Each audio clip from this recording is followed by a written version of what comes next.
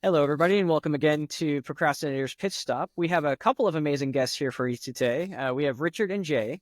Richard is the inspiring author of Who's in Charge of My Mind, founder of a successful furniture empire in Texas, and creator of two acclaimed restaurants in the state. Originally from Argentina, he is now a respected spiritual advisor guiding both men and women around the globe on their journeys to personal growth and transformation. Jay, who's the co-author of the book, by applying the principles within the book, has actually shortened Richard's process from 15 years to 2 to 3, and now, as a spiritual advisor himself, helps others to do the same. Richard, Jay, welcome to the show. Hi, Chris. How are you? Oh, I'm doing great, and yes, we're happy to have you. I think it's going to be a really great conversation. Before we dive into it a little bit, we do like to have an icebreaker on the show. And the question for you two today is, what inspired you to do what you're doing today? Richard, why don't you tell us first? Well, there was no inspiration involved. I reached a point in which society told me that I needed to be success, to be happy.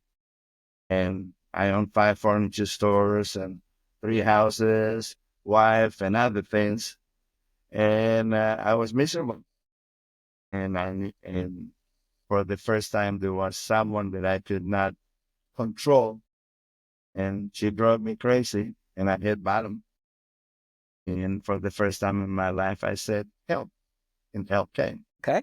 And Jay, how about yourself? For me, it's very simple. It was Richard. Okay, well, short and sweet. Gotta love that. Richard, why don't you tell us a little bit about your journey and sort of how you got to be where you are today? Well, there was a point in which, like I said, I was going to tell a rehabilitation center how to fix someone that I had become obsessed with. And that's pretty ridiculous in itself, because why would I be going to a rehabilitation center to tell me how to fix that one? And when I was flying to Minnesota, I was looking out the window and it came to me, Richard, the problem is not with it. The problem is with you. You need help. And when I got to the Hazelton is actually the name of the place, I said I was coming over here to tell you how to fix her, but I came to the realization that I need help, which it helped me. And that's where it began. That's where I began to realize the ignorance of my life. I was a very intelligent person with extreme ignorance. All right, and yeah, well, thank you for sharing, Richard. Jay, how about yourself? So, how did you wind up on the same path as Richard here? It's a great question. Richard and I ran in similar social circles, and I thought that I was doing very well because I had, like Richard was describing, quite a lot of material goods, and I had the social approval of all of these people who were surrounding me. It seemed like I was doing very well in life. One time, Richard and I were having a conversation, and he asked me, Jay, are you happy? Considering I had all of these things, in my mind, I said, yeah, Richard, I'm doing well. And Richard replied, Jay, if you're happy, tell your face. And at one point, he even suggested I look in the mirror so I could see it for myself. So the way Richard and I developed a relationship and a rapport was he began simply to demonstrate certain things to me about me that I couldn't see for myself, which is the same for most people. We have these blind spots, and when we reach out for the help of another, it's two intelligences, which most of the time is way better than one. And thank you for sharing. Yeah, it's great that you guys have been there to support each other through the way. And Richard, how would you define procrastination, and what does it mean to you personally? It's not anything that I practice in my work life, but I did that in my personal life because I really didn't know anything about life. I was, like I said, just to give you an idea how good my earlier life was, at the age of about 12, I remember being outside and saying, from this moment forward, nothing is going to overcome my mind. Nothing is going to help me because I have been that hurt.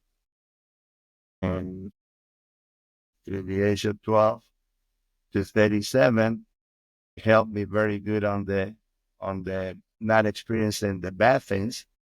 But by that time, I had become successful. I drove a brand new Porsche, this and that. And I acted the same way in regards to life. So it boomeranged and it came back at me because I needed to learn to be happy. It's just knew nothing about happiness. And I was very blessed. And one of the first things that I saw when I went to Hazelden, I met up with the most ignorant human being in the world that I ever knew. And it was me. That was the beginning of it. Excellent. Thank you so much for sharing. Thanks so much for sharing, Richard. And Jay, how about yourself? How would you define procrastination, and what does it mean for you personally? Sure. One of the things that we put in the book, Who's in Charge of My Mind, is a glossary of a variety of otherwise confusing simple spiritual terms. We wanted to simplify them for the reader so that they could get an insight into how to make something mystical or spiritual more practical. And in my perception, the reverse of procrastination, which might be one way to understand procrastination better, is willingness. And what we put as the definition in the glossary in the book is doing something at the earliest possible moment, neither when I wish to do it nor when I think I should do it. That is the definition of willingness. It's getting something done ASAP. So I don't wait for the window of opportunity. I don't wait for when it's convenient. I hear a good idea and I follow through on it right away. I like that. I like that for sure. But what's interesting, and my listeners are probably really tired of hearing me say this. They say that writing a book is 98% procrastination and 2% actual action. How is that in your experience, given that you've already said that, you operate under willingness? Well, first of all, I want you to realize a couple of things about me. That from an earlier age, I had learned to hate writing because when I went to school, I was too slow in my writing. And usually after the first paragraph, I was left on the dust and I would be sitting there humiliating myself because I couldn't find. And when I decided to do the book, first of all, I tried to find a way to do it with a computer, and those days it was the beginning of you talking to the computer and it will write the stuff down.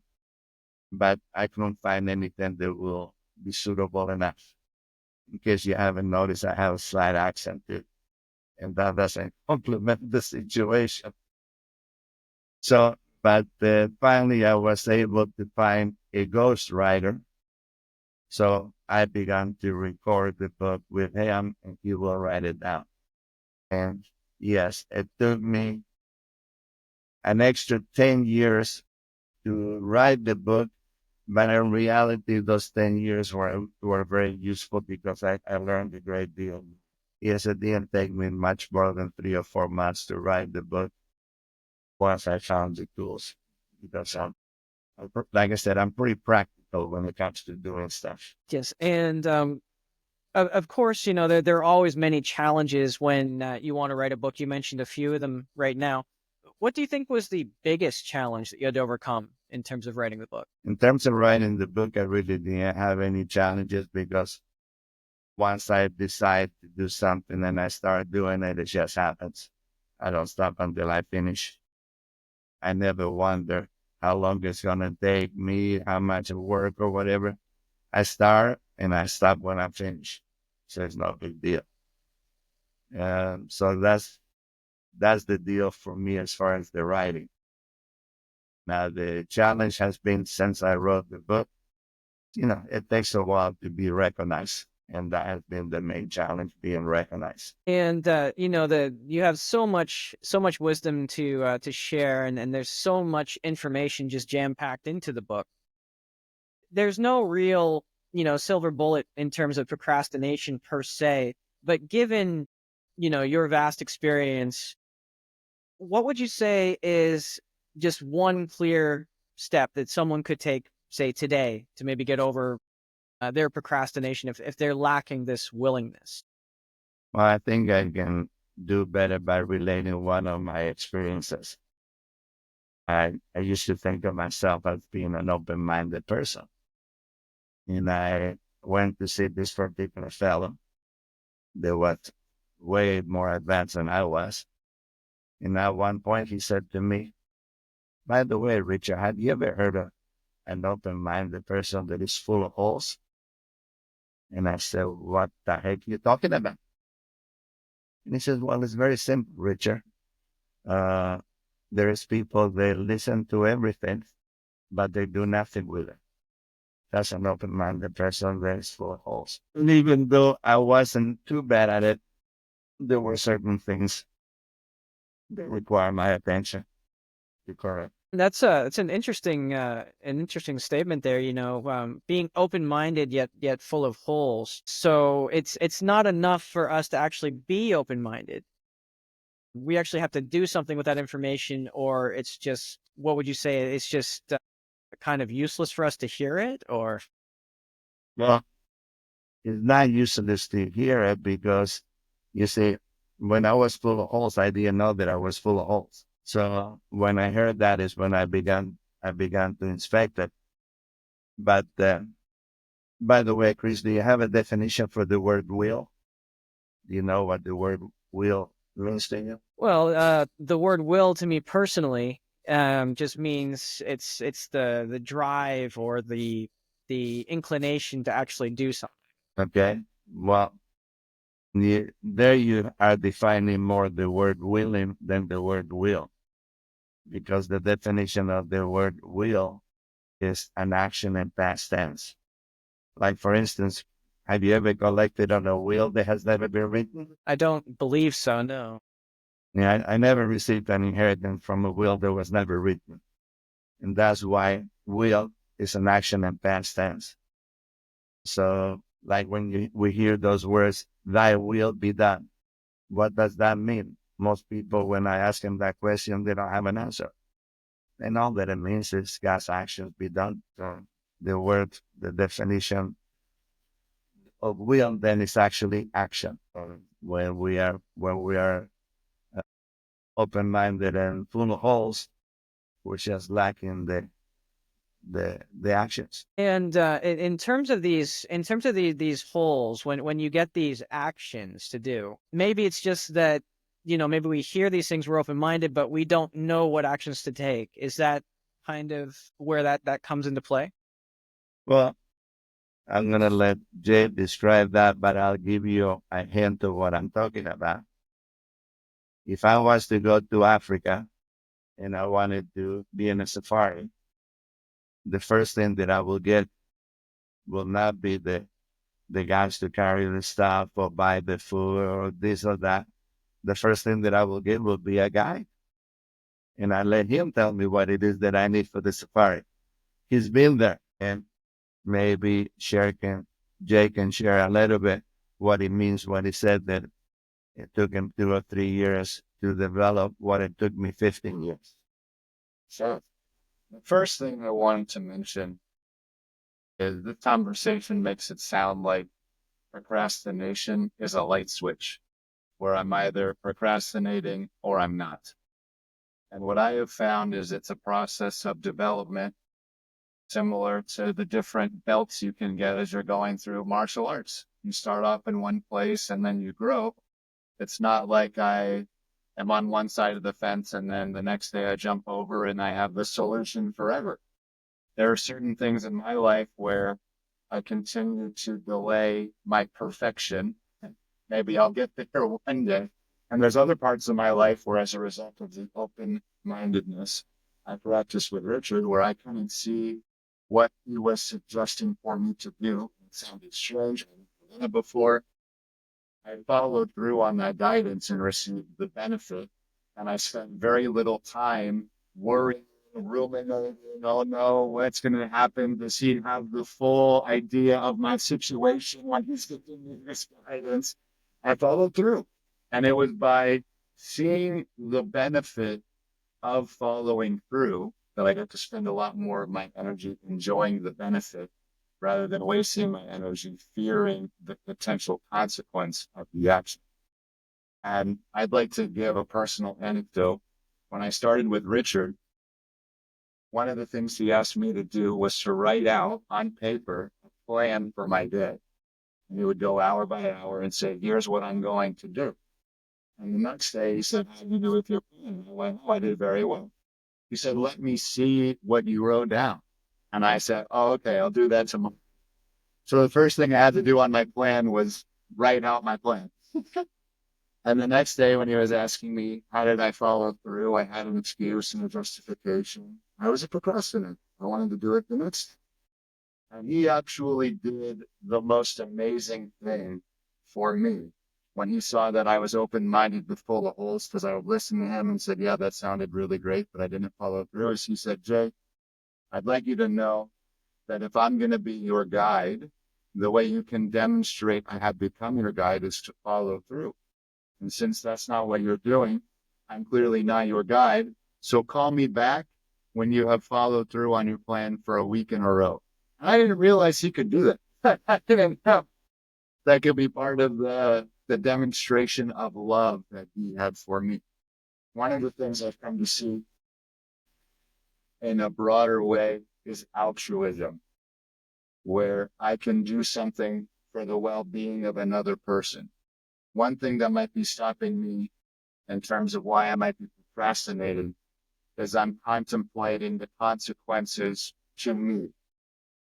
And one way that I have overcome procrastination in my life is I have forgotten myself, and I have begun to focus on what could be the benefit to another person and me following through on this action, which ties back to what you and us were speaking about, where if there is a sufficient why, it can overcome the potential worries about the how and the mechanics of doing it. There is something very important to realize, that if the development is difficult and arduous and it has a lot of worries with it, either the guide is not good or the person following is not following. Because my experience is that when I follow and I see the results that I'm receiving, that's enough to give me the incentive to continue on. It used to be that in the beginning for me, people will say to me, how come you don't feel bad? It says, because I realize every day how ignorant and stupid I was on something. And I rejoice because I don't have to continue being stupid and ignorant. That didn't make sense to a lot of people. And it's understandable why. Now, one of the most important, to me, the most important word in the English vocabulary. By the way, it's also funny that I'm teaching Jay and other people how to speak English, and I have a 6-year education. And like I said, the most important word in the English vocabulary is the word understand, to understand. And the reason why it is so important, because most people don't know the origination of that word either. And it comes from the Greek language, and in its full meaning, it means to stand safely under the tree. The other day, I had somebody say to me, well, why under a tree? In those days, there were no buildings. So the deal is, like, for instance, when I have a difficulty with anything, it's because I have a misunderstanding. I haven't learned what is going on with it. And when I have an understanding, I feel safe on the knowledge of what I have come to learn. So it's very simple for me when I have a difficulty, because if I don't feel good, I have a misunderstanding of myself. So all I got to do is reach out to what I know, or someone that knows better, and correct it. And I'm back in understanding. And why is it that the word understanding is so important? Because there isn't anything that has any value that does not require the understanding. I cannot have love without understanding. I cannot have empathy without understanding. I can't have happiness without understanding. I can't have a relation with anyone if I don't have understanding. That's so. I have asked several people, is there anything that you don't need understanding for? Would you please tell me? So if you happen to know something for which you don't need any understanding, please let me know. I certainly can't think of anything off the top of my head. I like the word. I do like that word understanding, and I love that I learned something new today. That's one of my goals. Learn something new every day and let something go every day. So the origin of the word, that's interesting. Wonder how Sir Isaac Newton felt about that when the apple fell on his head, though. Don't know. I wasn't around to ask it. Yeah, and what I find understanding actually to be an interesting word, because there's two ways to look at it, and I love your way of looking at it. There's also these other the other way to kind of look at it is, and I've spoken to some pretty high profile people who are experts in their field. They're a little bit close minded, I think.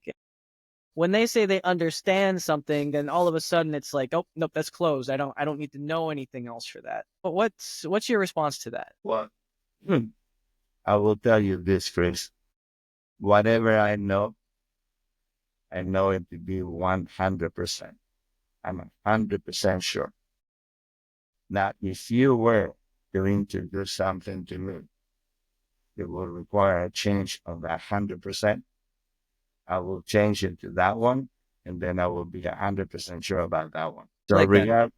regardless, I'm still open-minded, but I don't choose going through life, because one of the things that is so weird to see sometimes, sometimes I walk and there is a woman that passes me 6 feet ahead of me and says, I'm sorry. For what? They're always excusing themselves before they're even in the neighborhood to excuse themselves about anything. And a lot of people, they cannot say yes or no, or I know, or I don't know. Most of the time I hear, uh, maybe, yes, possibly, I guess so. No. Yeah, I don't want to go through life looking like a yo-yo. So just going back to that question, Richard. I mean, it's great to have understanding, and I guess it requires confidence. It requires two things, though. It requires the knowledge, right, and then it requires the confidence to go with that. We know that 100%, correct? By the way, Chris, do you know the definition of the word confidence? No, you know what? I want to learn another one. Let's go to the base root of this one. What are you telling me? So in the glossary, let me just flip through it over here. I know what it is, but I also want to make sure I'm saying it as it's in the glossary. The extraction of the word, when you break it down, is with trust. So a person who's confident speaks with trust. Hmm. Hmm. They don't go maybe or possibly or I think so. Hmm. And that trust is multifaceted, I would presume. It's trusting yourself that you did your due diligence to get that information, and trusting that the information is correct, or trust in which. I trust myself only up to the point at which I see evidence that I need to change that. And then I change it. Okay. The only time that I walk on water is in the shower. Mhm. Okay, I see that. I see that. And so when we're talking about just the knowledge and learning and different things, how do you approach someone who's maybe lost a little bit lost, or they're not sure what to do? How do you start approaching that when you start guiding people? Well, I can look at a person's face and see where they're at because I've been there. I can see in a person's eyes when they're lost. I can see it when they're sad. I can see it when they're angry, where when they're depressed and sad. And I know how to communicate because I've been there. And one of the books that I'm familiar with, it talks about that after a while I will begin to see myself in every man, woman, and child. and I do. Sometimes I wonder if I'm bisexual, being that I understand men and women. If I'm No, I like that. Understanding everybody, seeing yourself in everybody, because we all, at our core, I mean, we're all one, right? What do you mean by that?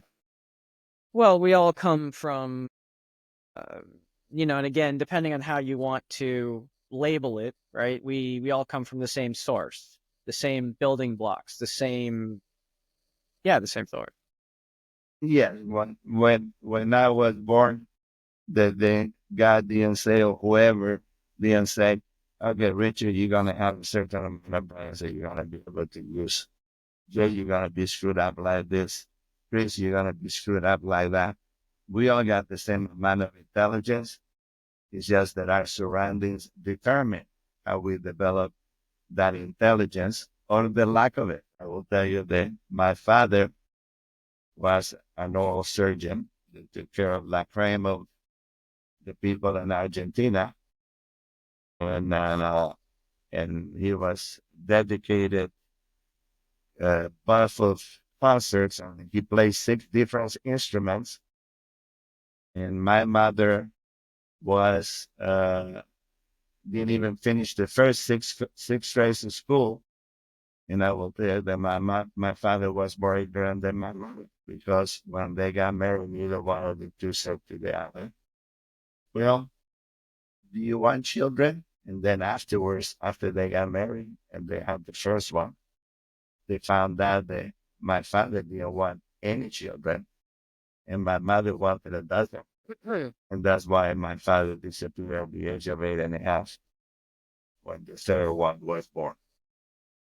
3 strikes, he was out. And then life began to be interesting because I didn't grow up poor.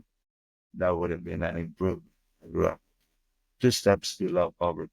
And so what you're saying there is that, again, going back to understanding communication, it's so important that we understand each other, again, for compassion and different reasons. What would you say is the most important component when it comes to understanding? When we seek to understand, what's the most important thing to do? Well, the realization for me was that I was miserable and I was supposed to be happy. And that realization was that I had met up with the most ignorant human being, and it was me. And I began to follow. And that's how I grew in business. I began to follow until then I could leave. And by the grace of God, I'm so blessed. But I'm not as blessed as he is. You know why? He's got 3 fathers. Yeah, he's got his father, he's got me, and he's got God. I don't know anybody more blessed than him. I like that. I like the way of looking at that for sure. It's true that we need to, look towards some form of value, some form of rules, right? And in terms of happiness, just in general, we tend to put conditions on that. Did you find, Richard, that in your experience, did you find that putting conditions on something was standing in the way of your happiness? Well, naturally, why do you think I wound up asking for help when she was disobeying me? You know, when I could control the situation, that made me extremely unhappy. But ask Jay if he knows the definition of happiness. Let's See. for that one, yeah. In the glossary, happiness is a heavenly state. And then we went over to heaven, happiness. That almost sounds like a chicken and egg problem. It You is. have the heavenly state, and you have happiness, but then you look up heavenly state, and it is happiness. Yeah. Well, just tell me what came first, the chicken or the egg, and I'll tell you about what is heaven or, or heaven. Well, yeah, that's an age-old question for sure. I have no idea which came first, the chicken or the egg, to be honest with you. The most important part that I like to impart to people, that if the development is difficult, it's not being done right. Because It should be a joy getting well, not a misery. You know, there's people, they see they have a problem and then they find the solution to the problem.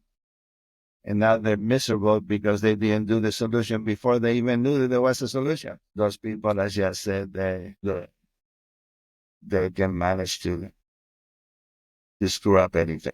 Just going over that, so if something is not working, if something is difficult, then might not necessarily be the correct solution. Or should we always try to look for that path to least resistance for flow? Or What I need to look at, like for instance, in my journey, I have had over a half a dozen people that were my guides. And the reason that I left them is when my life became better than theirs was, I needed to find someone better. So the key for me is being to being able to determine when a change is needed.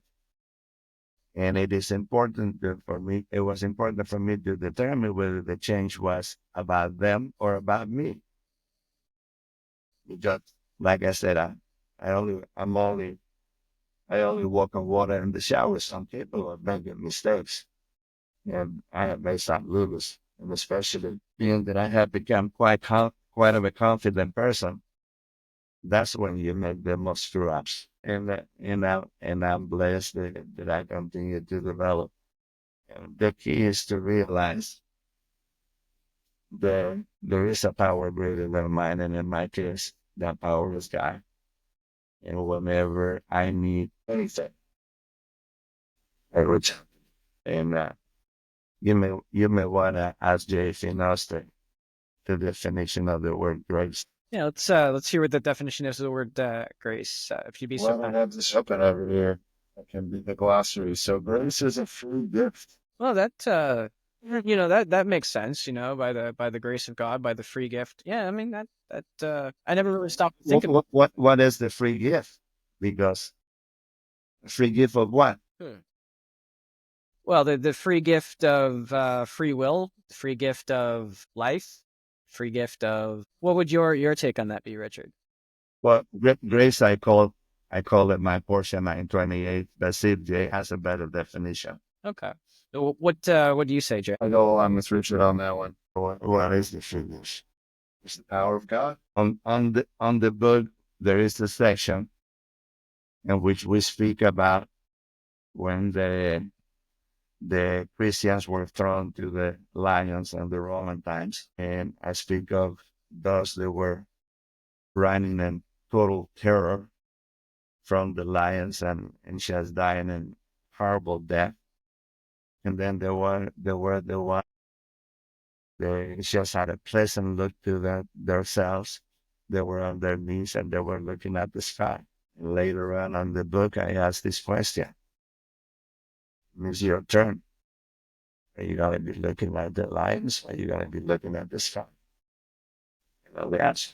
So in that scenario, if and I'm just trying to switch it around here. So in that scenario, if you're in that and you're looking at the lions and you're looking at the sky, if the outcome can't really be changed, you would look to the sky rather than the lions. Yeah, and I'll tell you my own personal experience with that one. Because I looked at the lions and there weren't lions, but there were lions. And in December 15 of 2011, I had a quadruple bypass.